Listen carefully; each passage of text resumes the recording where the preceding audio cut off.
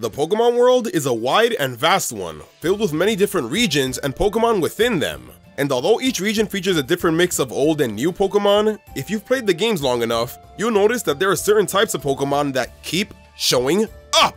That's why in this video, I'll be giving you the 10 kinds of Pokemon you can find in every region.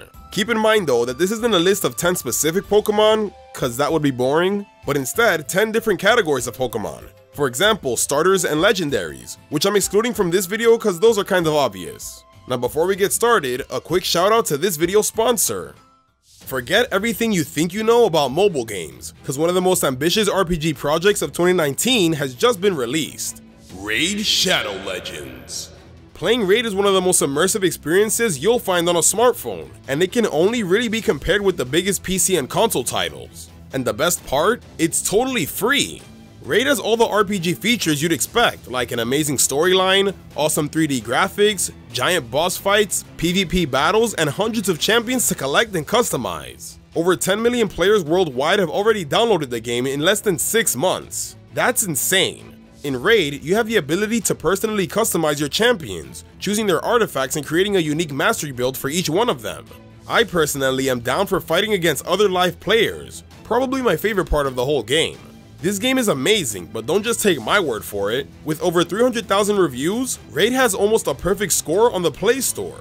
The game is growing super fast, and the highly anticipated new Factions War feature is now live.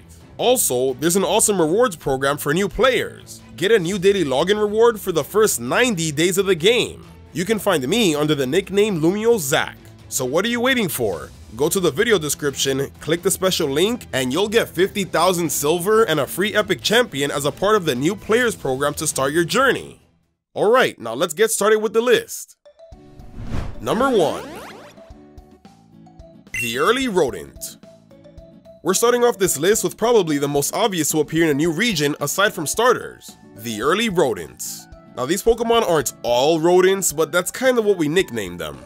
These are the early normal types that are found in the very first routes of the games, the most notable one being Rattata, made famous thanks to Joey's top percentage Rattata. And also, it was the very first one. But wait, maybe you're a Bidoof kind of guy, and if you are, then...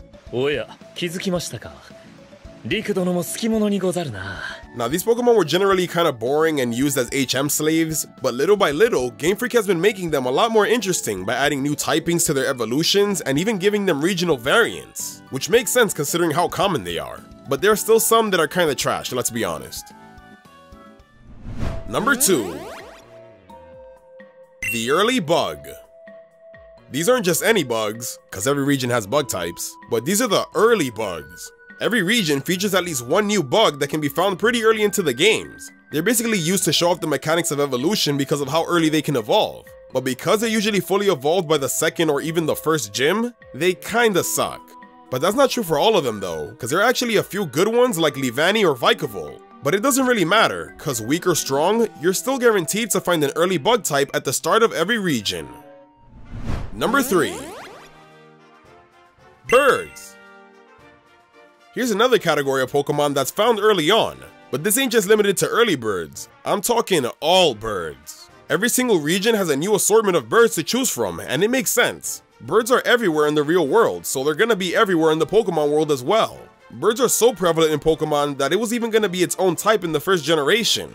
Damn, imagine how many bird types we'd have right now. As long as birds keep existing, we will always get new bird Pokemon, so I don't think we'll stop seeing them anytime soon. Number 4. Fish Pokemon. Since we talked about birds, it's time to talk about their prey, fish. The Earth is made up of mostly water, and what's in that water? 2 hydrogen atoms and 1 oxygen.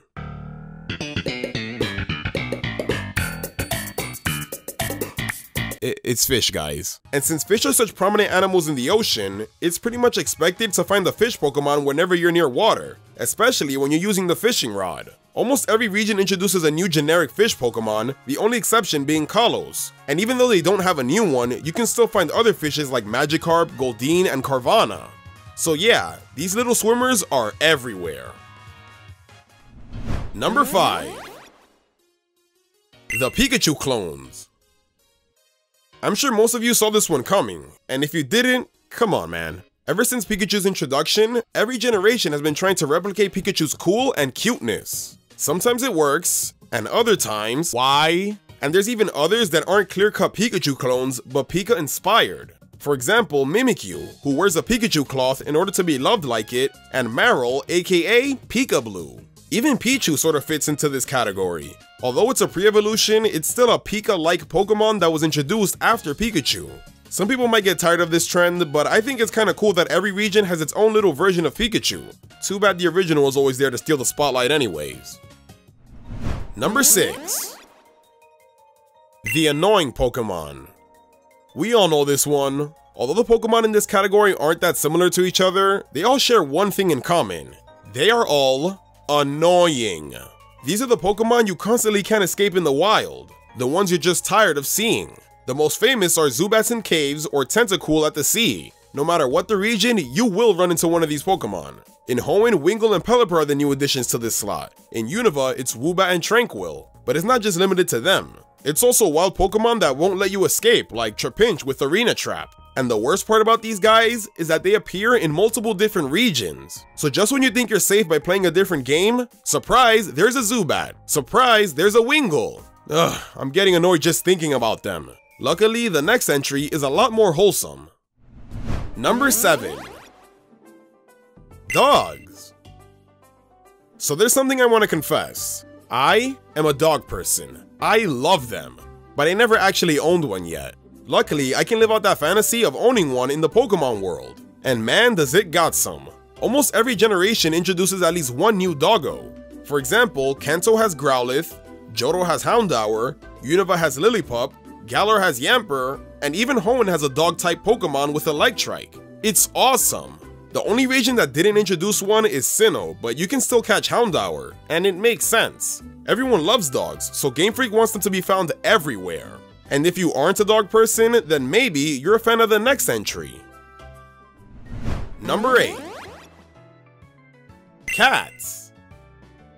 Yup, just like there's a dog in every region, the Pokemon world has no shortage of cats either. I may be a lover of dogs, but I can't deny that cats are also cool. Of course, we got the OG cat Pokemon Meowth, found in both Kanto and Johto, but there's also all sorts of cat-type Pokemon out there as well. We've got the adorable Skitty in Hoenn, Glameow in Sinnoh, Purloin in Unova, Esper and Meowstic in Karlos, and even the fire-type Alola starter, Litten.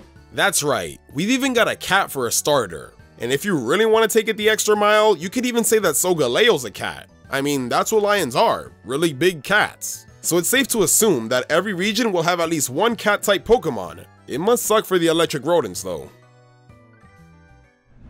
Number 9. Flowers. Here's a category of Pokemon I didn't really notice till I was coming up with the concept of this video. There's a lot of flowers out there. Like, wow. If you want to call Game Freak unoriginal, this is your proof. Okay, I'm kidding. But actually, I think it's kinda cool that Game Freak has some sort of flower-type Pokemon in every region. Let's run through the list, shall we? There's Venusaur and Vileplume in Kanto, Bellossom in Johto, Roselia in Hoenn, Roserade in Sinnoh, Lilligant in Unova, Flabebe in Karlos, Comfey in Alola, and even Gossifleur in Galar. Dang! This category comes in strong without missing a single generation. That's impressive.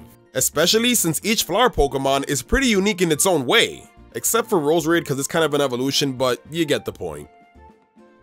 Number 10. The Pseudo Legendary. We're finishing things up with one of the most iconic Pokemon groups. Pseudo Legendaries are the non-legendary Pokemon that have a base stat total of 600. Because of their super high stats, they're usually one of the most powerful Pokemon in their respective regions. These are awesome, and in-game are mostly owned by the most powerful trainers like Champions or Elite Four members, and Shauna, yeah. Every generation, and therefore every region, has at least one of them. I'm pretty sure you've all used one at some point, and why wouldn't you? They're tough, badass, awesome looking, and super strong. Thanks for watching, everyone. Let me know what other kinds of Pokemon you think are in every region. Remember to live your life to the fullest and have yourself a damn good one.